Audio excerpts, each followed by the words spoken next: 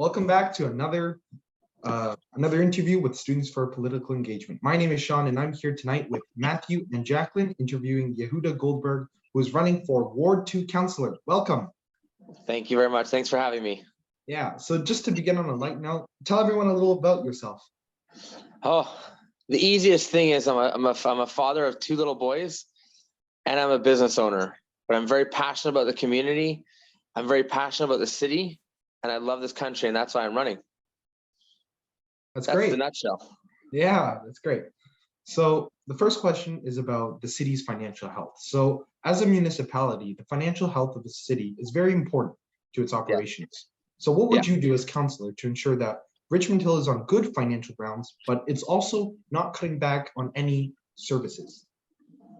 Well, you see, the thing is actually, I'll be honest with you, the city's actually cut back a lot of services while raising taxes and raising taxes and fees for the city. So the thing is, I believe there are ways that we can actually bring in more services, and that's a big part of my platform, while still cutting taxes. My belief is, and I think this is the best way to do it, is there's a lot of redundancy at City Hall. So, for example, the city employs a lot of clerks that are trained. They're hired because of their training and their expertise in certain aspects of city planning, engineering, and and things that will help the city go forward. However, the problem is that these people don't want to do the job they're hired for, so they pass the buck off to somebody else. Typically, what they're doing is they'll hire an outside consulting firm, which is usually their friend, to be honest, and they will ask their friend to come up with a report to present to city council. So when a councillor asks for a report to be done, they expect, and what should be expected by the residents of Richmond Hill, it should be expected that the city clerks are going to follow through and do the studies themselves. However, when you pay someone $250,000, and they get paid more than the mayor, by the way, to do a job, and then that person goes and farms it out to a consulting firm for $1 million, we've now lost, $1.25 million on stupidity. By reining that kind of wasteful spending in, that will allow us to bring back a lot of the services that I think we need. And I can get into this a little bit now or later, whichever you'd like, regarding the kinds of services I think we should be bringing back, because I do believe we need to be bringing things more for our students and our teens, as well as our seniors. So we can talk about it now if you'd like, or if it's something that you want to talk about later, that's I'm fine with that as well. I think that could be something that we could discuss now. Sure. So, okay, so I believe that the best way to keep our children and our students, our teenagers out of things like drugs and crime, I believe that if we offer more services through the community centers that can either be operated by students or be programs like after-school programs for the students at an affordable rate, especially since Ward 2 has we have the highest rental rate, and we also have the highest rate of subsidized housing of anyone in Richmond Hill, which means that there's not a lot of extra money, disposable income, in the city. Now, I find that that while the majority of that is Major Mackenzie to Elgin Mills, I find that the more of the disposable income goes from Elgin Mills and north. So a lot of the long-term care homes, a lot of the subsidized housing, and a lot of the rentals are on the south side of Elgin Mills. And I think it's important that if we create programs that help our children, our students, our teens be a part of the community, it gives you less opportunity to go into things like drug and alcohol and in crime, which unfortunately we're seeing a very high intake in Richmond Hill as of late. And I think by making it affordable, by being able to find savings at City Hall, we will be able to afford those things as well. Thank you. Speaking of, our public parks and green spaces are an important part of Richmond Hill. I have a forest now where I live, and it's really important. And as I walk through it, it makes me really happy. How will you work to protect and improve the environment of Richmond Hill? Well, I think there's, from what I understand right now, there's some motions before council to get rid of some forestry for large housing, for large condos and things like that. I'll be honest with you, I believe in grounding. I'm not sure if you know the term, but when a person is very anxious, but they walk, let's say, barefoot on the ground, whether it be the grass in front of your home or going through a walk in the forest near your house, it clears your mind and it clears anxiety, and it's very refreshing. It's very good for one's body and soul. So I firmly believe that we not only do we need to preserve the parks, but I think we also need to make them more family friendly. I personally am a big proponent of putting in more ice skating rinks in the wintertime. I think we should definitely be doing something like that. Get the kids out, go ice skating. They're very easy to maintain, and don't need much in terms of maintenance. We have a lot of things like that we definitely should be doing. I think we need balanced building, but not at the expense of heavy green space, of basically breaking down a lot of the green space that we have and destroying it. Yes, thank you for that answer. And I think I'm glad that you brought up balanced development, because our next question is on urban development, which is that, of course, as you sort of mentioned, our city is expanding and more people are moving in.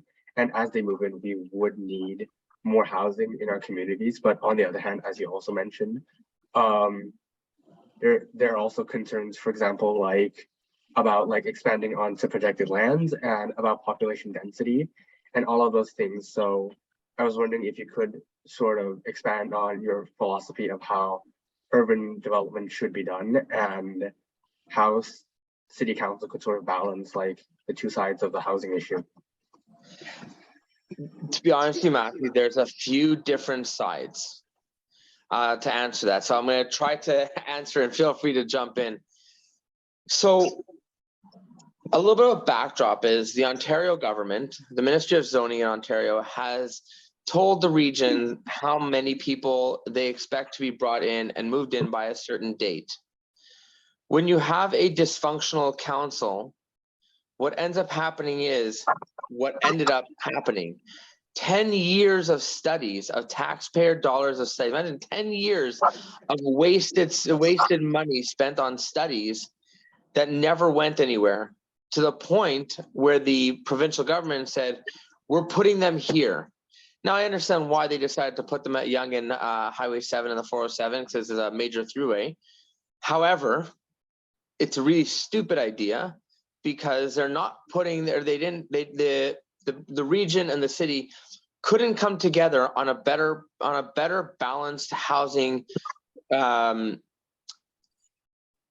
proposal to make things work and to make the province happy and accept the proposals that they were given.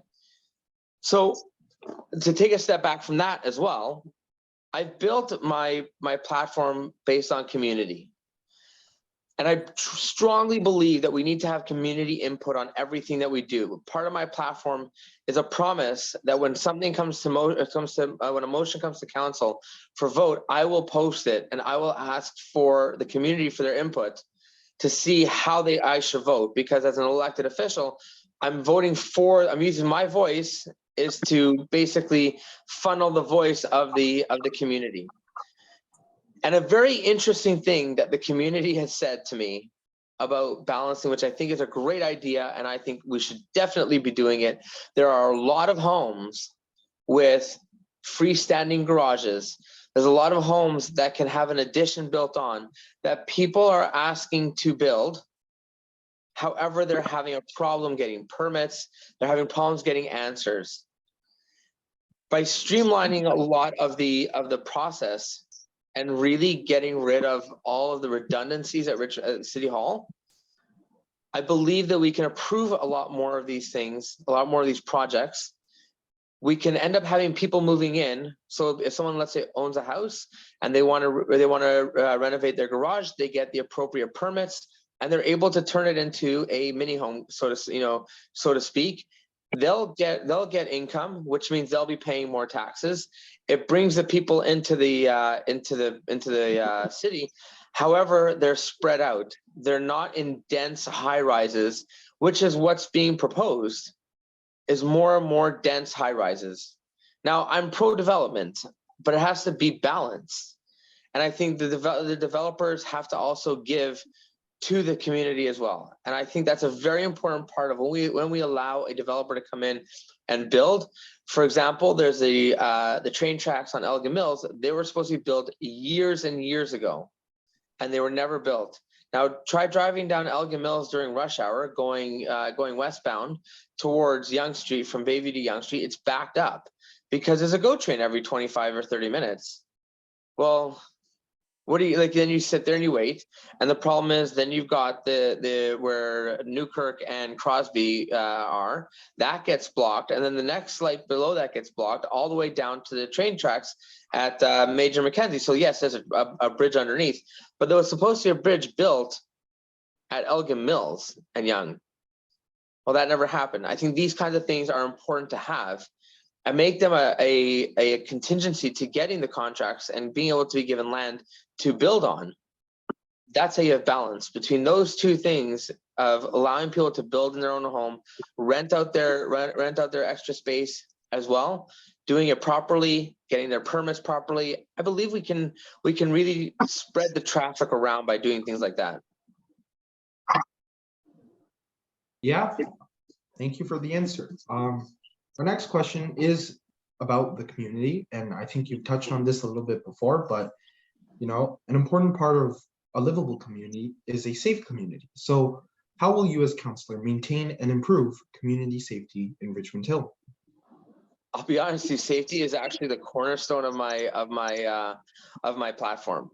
And it's not just safety for the community, it's safety around our children and our teens. So I'll touch on that by saying there's two aspects. There's the traffic side. That's a big issue in Richmond Hill. And there's also the side of the shelters and safe injection sites that the city has and the York region is proposing. And again, I don't want to sit here going for 10 years of studies to get to make something not work again. So we'll start with the traffic side. The city is repaving roads. However, part of repaving roads, especially if you're repaving a through street, I think we should be putting in some kind of speed bump. It doesn't have to be not like the small ones, but the wider ones we need to have. Right. So I think we do need to have these kinds of speed bumps put in, or a sign, or like they have the speed the digital speed signs that just show you what your speed are with a reminder to slow down. Things like that we have to have. There's a lot of streets that are now being used as through streets, which can become very, very problematic very quickly. So that's the one thing. The second thing is also on the safe injection sites that people are proposing. Now, I think, again, this is something that I've spoken with a number of people that are supporting me, is that when you do a safe injection site and when you do shelters, they need to be done responsibly. The background of the current shelters that are happening, especially the one at Yonge and Crosby, there's a ton of drug use. There's actually a group of people that go out every morning and clean up the needles that were left out the night before in the playgrounds before their kids come out of the buildings. So there needs to be a repercussion to it. And unfortunately right now, the current city council is very supportive of those groups and those homes. And they make it look like they're very charitable. However, the problem is that they're having a lot of issues with the residents of the nearby buildings. So an example of poor city planning, 10 years, it's now 16 years ago, the city gave a grant, a bursary to 360 kids.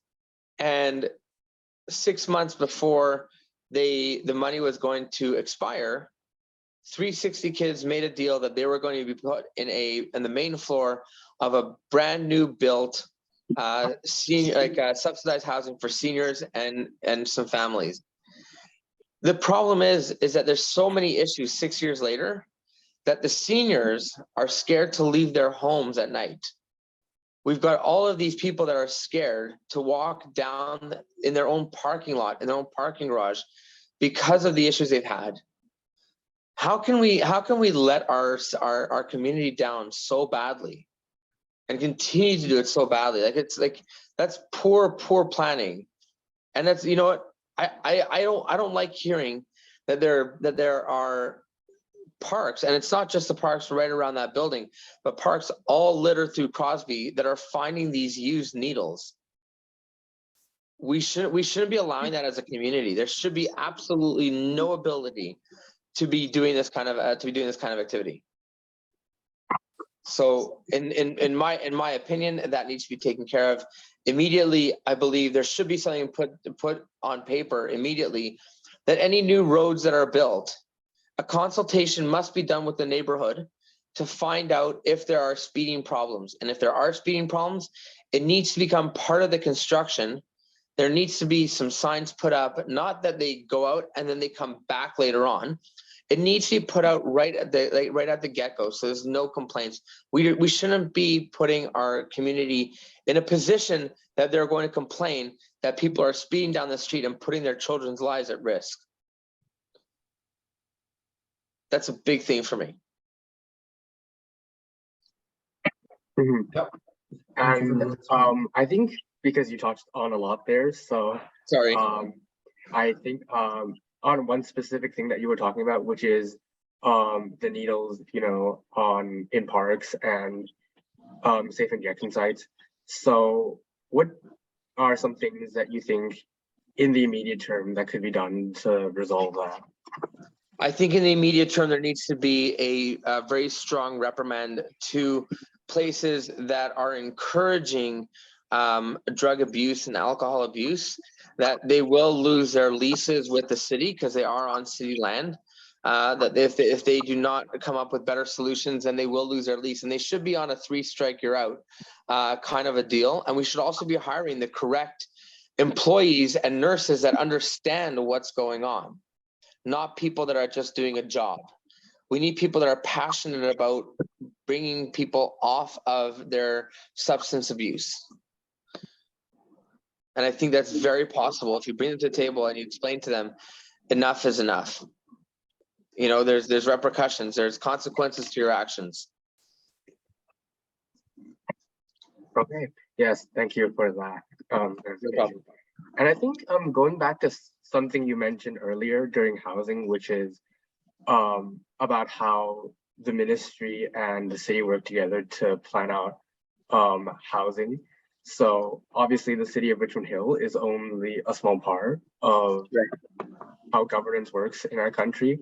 So how do you think the city of Richmond Hill could work with other levels of government, like your region and the provincial government, to address many of the issues that face us? Like, how should that relationship work? I think that you need to have a relationship with the local MPs and MPPs, reach across party lines. And it's funny, I've had conversations with a couple of them and explain what I'm trying to do. And you have frank and open conversations about what the community actually needs. And I believe a very strong council that understands the needs of the community and is not infighting all the time, but understands and is willing to put the community first, and also not filled with career politicians, we will get a lot done. Because once you start showing and leading by example that you're responsible and that you want what's best for the city, then things are simply going to happen, and they are going to happen in the right direction. I firmly believe that. Okay, yeah, I think that's a great answer. And I guess so. We've talked about a lot throughout this interview. So I guess a final thing we will end on is, if you were elected as a councillor for Ward 2, what would be, out of all of these When issues, I'm elected. when you're elected, when you're elected as a Ward 2 councillor, what would be your first priority out of all of these issues that you would like to address? I really think community safety is the most important thing right now. And once we get a few simple things happening, you're able to go on to the next big challenge. You can't, the thing is, a lot of good people I know that used to work for the city left because of the dysfunctional council and completely dysfunctional operations of City Hall. But I believe that as a business owner, I'm able to work with people, and I'm able to help people and show them that the importance of what I call public service, because at the end of the day, we're not politicians, or we shouldn't be politicians. We are public servants, and we have to serve the public. So if you can't do your job right, then you shouldn't be working at City Hall. You shouldn't be working in the government, because if you can't do your job right, what are we paying you money for? Right? Just like I expect that if I don't do my job properly, I expect to not run in 4 years. I expect any employee of the government, they also have to do their job. And I'll tell you, it's very frustrating, because I've dealt with a lot of them.